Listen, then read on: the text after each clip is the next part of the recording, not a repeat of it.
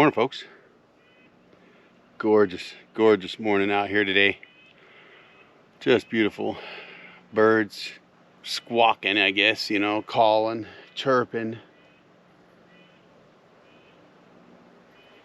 I hear a generator in the distance. That's not uncommon out here in the woods where people live off the grid.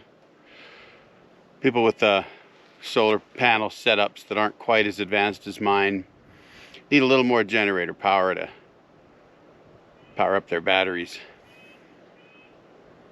Ah, it's gorgeous out here. If you're not getting out into the woods on a regular basis, I implore you to do so. It is beautiful. It is gorgeous. It is just the most amazing thing. I can't really get enough of it. So I still got a pile of logs over here. I'm gonna try to knock some of those out today. I didn't do any yesterday. Let's see, what's today? Today's Friday. This is day 5 out here at the cabin. Didn't come out here to just run the sawmill. In fact, I came out to run the sawmill, do some video for you, but do a little relaxing, do some cleanup. There's always cleanup to do. So we spent a lot of time burning slash yesterday, and I fell a couple small trees. I've got to work on more. You really need about 15 feet of separation between trees. It protects against boring pine beetles. If the trees are too close together, it's too easy for them to go to one to the next. But also forest fire protection. So, you know, if you've got 15 feet of separation and your bottom branches are about 12 feet up, that's a pretty good defensible space, I guess they call that. They can shut down a fire a lot easier than if it's deep, deep in the woods where trees are 1 or 2 or 3 feet apart. So we work on that slowly, thin out here and there. Split a lot of wood yesterday. If you know the old jarhead, you know I like to split wood.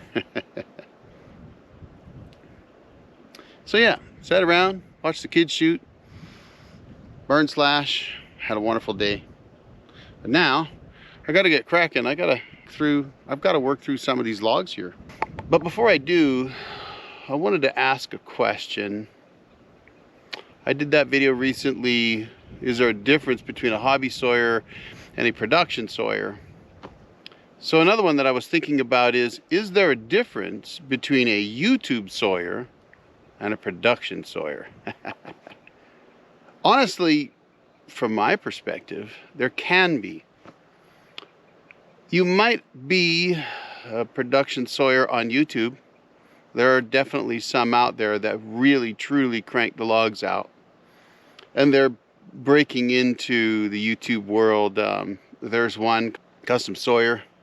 I've seen him over on a forum I go to a lot, and I'm pretty sure he's in a multiple million board foot club type environment. Produces a lot of lumber. But he's still new in the YouTube world. I think he's pretty close to where I'm at for subscribers.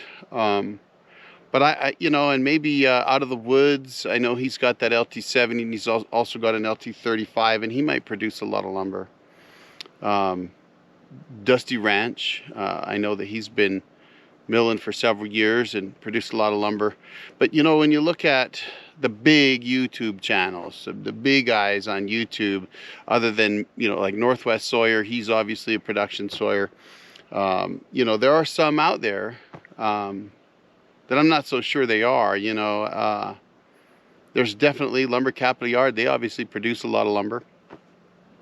So there's definitely channels out there that are production sawyers that are just filming their work. But I have to tell you, from my personal experience, trying to film what I'm doing versus just doing it can be a challenge.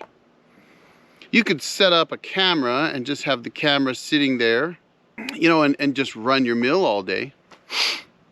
But, or you could do what I do.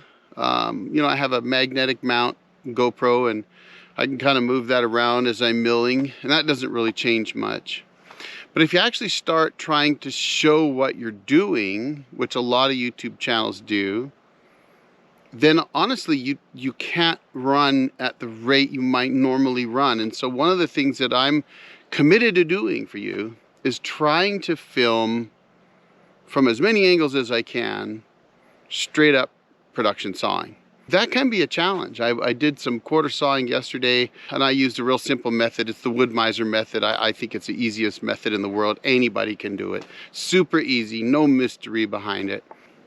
But in truth, I had to kind of stop a lot so I could move cameras and talk about it and that kind of thing. And even though it might not seem like that much in the video, it kind of breaks your rhythm. And I actually find that sometimes when I'm trying to film something, I don't do things exactly the way I would normally do them necessarily. Or I may be a little delayed in doing something because something that's repetitious for me, that I'm just back and forth and cranking out the lumber. When I'm filming, sometimes I'm thinking about the filming, and that can make it a bit of a challenge because then you're not thinking about the milling. So anyway, it's just a little bit of thought there behind that. But I got to get going. I got to get the truck back down to the cabin, grab the tractor, check the grandkids out and the wife out and see how they're doing. And then we'll get back up here. I've got to crank out some more logs. And boy, I've got to get not only those logs cranked out, but I'm going to have to get them stacked and stickered too. So I've got my work cut out for me. So I need to quit talking to you. Sorry. Get this old jarhead's butt in action and get to work. So I'll film some of that for you today and see if I can't get some good video. It looks like a gorgeous day to be out here running the sawmill. So stand by and I'll get the camera set up and we'll get the mill fired up and running. I do need to grease it and lube it and do all that good stuff. Oh, one thing before I go.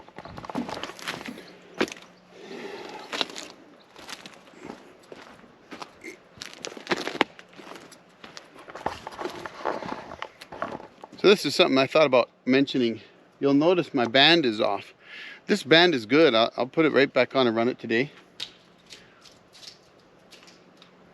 But the reason it's off is just because I don't want the sawdust that was on the band wheels here to cake up and really harden on there. I wanted to be able to clean those. So you got to clean them up and then just keep the band off. Usually I'll put it in the truck or something, but out here I can just leave it hanging on the mill. I'll put that same band back on today and start cranking out wood again on it.